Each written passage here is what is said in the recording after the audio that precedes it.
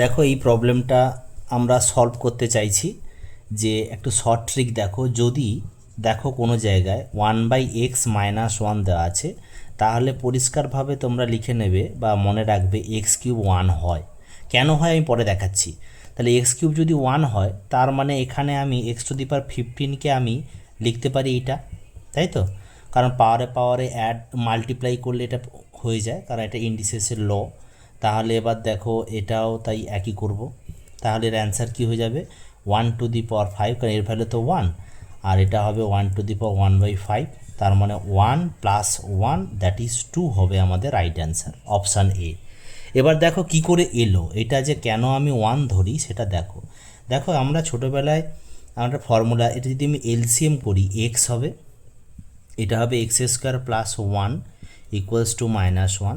এটা just multiply করে দাও, তাহলে x² + 1 = -x হবে, তাই তো? তাহলে এটা এদিকে নিয়ে চলে আসো, তাহলে x² + x + 1 = 0 হবে। এবার দেখো বোথ সাইডে যদি x - 1 দিয়ে মাল্টিপ্লাই করি, তাহলে কি হয়? মানের কোনো পরিবর্তন হয় না। এবার দেখো এটা তো একটা ফর্মুলা না, এটা কি x³ - 1 এর ফর্মুলা। তাহলে এখান থেকে এক্সের ভ্যালু, x³ ভ্যালু কত? 1 পাবো। সেই জন্য আমি বললাম -1 থাকলে এটার ভ্যালু এটা হয়। Thank you.